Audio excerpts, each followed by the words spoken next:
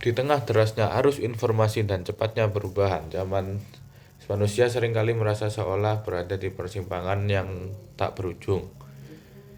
Kita mencari arah, mencari makna, dan berusaha memahami kehidupan yang semakin kompleks.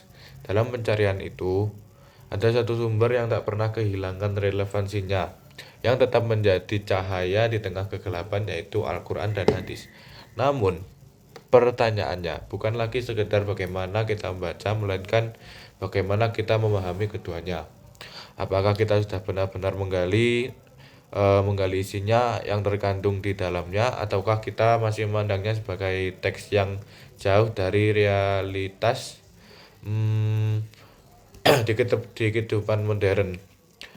Melalui video ini, kita akan bersama-sama menelusuri satu pendekatan yang menarik sekaligus menantang, yaitu tafsir Al-Quran dan hadis dari perspektif sains dan sosial secara universal. Sebuah cara pandang yang tidak hanya melihat ayat sebagai pesan spiritual, tapi juga pedoman ilmiah dan tuntunan untuk membangun kehidupan sosial yang lebih adil dan manusiawi. Kita akan mencoba membuka ruang dialog antara saya dan Mas Ridho. Saya sebagai Abdurrahman Mahfud dan sebelah saya adalah Mas Ridho. Kita akan membuka ruang dialog antara wahyu dan realitas, antara nilai-nilai ilahi dan perkembangan ilmu pengetahuan, serta antara ajaran agama dan dinamika masyarakat global. Karena pada hakikatnya Al-Quran tidak hanya berbicara pada satu zaman, satu kelompok, atau satu kondisi tertentu, melainkan ia hadir sebagai petunjuk bagi seluruh umat yang ada di bumi ini, dari zaman dulu hingga zaman sekarang. Melalui pembahasan ini diharapkan kita tidak hanya menjadi pendengar atau penonton, tetapi juga menjadi pemikir, merenungkan, dan mempertahankan, dan akhirnya menemukan keterkaitan yang lebih dalam antara ajaran yang kita yakini dengan dunia yang kita jalani setiap hari. Mari kita mulai perjalanan ini dengan pikiran yang terbuka dan hati yang siap menerima, karena memahami Al-Quran dan hadis bukan hanya tentang mengetahui, tetapi juga tentang menyadari, menghayati, dan mengamalkan dalam kehidupan yang nyata. Oke, dengan sebelah saya ada Mas Ridho. Ya, Baik, silakan Mas Ridho untuk memulai topik kali ini. ya, tadi sih ya, pas kemarin kita dapat tugas itu tentang cara kita menafsirkan ayat-ayat sains. Seringkali kita merasa sudah pintar karena mencocokkan ayat dengan teori fisika atau pelajaran biologi. Tapi makin kesini aku malah makin ragu.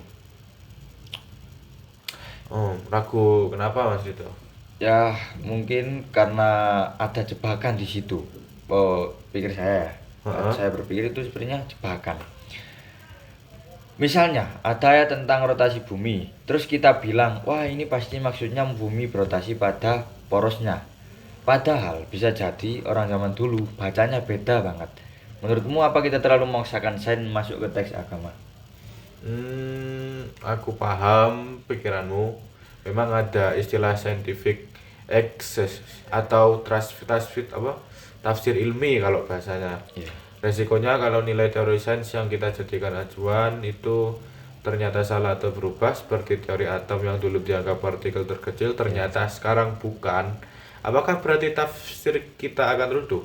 Padahal agama kan sifatnya abadi. Persis, sains itu kan self correcting. Dia selalu bisa salah kalau kita gantungkan penafsiran pada teori yang belum final. Kita sebenarnya sedang membuat agama jadi rentan terhadap perubahan sains. Harusnya mungkin sains itu bukan dijadikan hakim atas ayat, tapi sekedar alat bantu untuk mengagumi ciptaannya saja. Sepakat. Sains itu cara kita bertanya pada alam. Jadi kalau kita membaca ayat tentang fenomena alam, tujuannya bukan untuk mencari kebenaran ilmiah yang kaku, tapi untuk memicu rasa ingin tahu. Seolah-olah Al-Quran bilang, coba deh kalian perhatikan fenomena ini. Ini bukti Iya, kekuasaan Tuhan. Gimana itu? iya, iya itu mungkin saja bisa. Tapi kalau kita geser ke ayat-ayat sosial seperti tentang zakat, keadilan hukum atau relasi antar manusia, pendekatannya itu jauh lebih berat kan. Kita tidak bisa pakai rumus fisika di sini. Ya, itu yang bikin aku pusing. Kalau ayat sains itu kan variabelnya cenderung tetap, seperti gaya gravitasi. Tapi ayat sosial variabelnya manusia, budaya, sejarah. Itu berubah terus. Iya betul, berubah terus. Di sini letak pentingnya sebabun nuzul. Kalau kita baca tentang perang atau tentang bagian warisan tanpa paham konteks sosial saat itu, kita mungkin saja bisa salah langkah. Misalnya, dulu kan aturannya A karena kondisi masyarakatnya B. Sekarang kondisi masyarakatnya sudah jauh beda sama dulu. Berarti intinya dalam ayat sosial kita tidak mencari rumus pasti seperti teknik, tapi mencari prinsip yang secara universal gitu ya. Ya, mungkin seperti itu. Misalnya, prinsip dasarnya adalah keadilan atau kesetaraan umum. Cara teknis mencapainya di zaman Nabi tentu beda dengan cara kita di era sekarang. Kalau kita kaku secara tekstual, agama jadi terasa berat dan tidak hidup. Padahal kan Islam itu soleh likulli zaman wa makan. Tahu bisa disebut relevan untuk setiap tempat dan waktu. Menarik juga. Berarti kita ini sebenarnya dituntut untuk jadi peneliti di dua bidang. Peneliti di alam lewat sains dan peneliti sejarah atau sosial lewat ilmu kemanusiaan. Ya, mungkin saja dua itu. Benar beda. Kalau kamu di lab gagal eksperimen, kamu tinggal ubah variabel. Kalau di ayat sosial, kalau kita gagal eksperimen di masyarakat, dampaknya bisa menyentuh hajat itu orang banyak. Jadi, justru penafsiran sosial jauh lebih menantang. Baik-baik. Ya, boleh. Lalu sebentar, kita lanjut lagi. Banyak orang terjebak menganggap tafsir sains itu untuk membenarkan isi Al-Quran. Padahal kalau sainsnya berubah, tafsirnya jadi goyah. Ya. Nah, bagaimana seharusnya kita menempatkan posisi keduanya? Benar. Kesalahannya adalah menjadikan sains sebagai hakim atas ayat. Seharusnya ayat menjadi guideline atau inspirasi untuk melakukan observasi. Dalam metode ini, seharusnya kita tidak mencari kecocokan kata demi kata, tapi mencari semangat atau dorongan untuk meneliti. Kalau kita memaksa ayat menjelaskan detail teknis kuantum atau biologi molekuler, kita sebenarnya sedang membatasi keluasan makna wahyu dengan keterbatasan teori manusia saat ini. Ya, setuju kalau saya. Seperti dalam teknik, kita belajar bahwa kebenaran sains bersifat falsifiable, bisa dibantah atau diperbarui.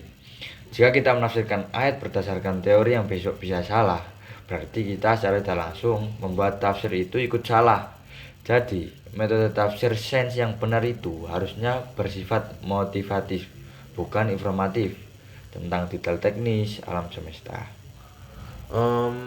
Tepat. Motivasi dalam arti Al-Quran menyediakan kerangka berpikir bahwa alam itu teratur, ada hukum sebab dan akibat dan bisa dipelajari.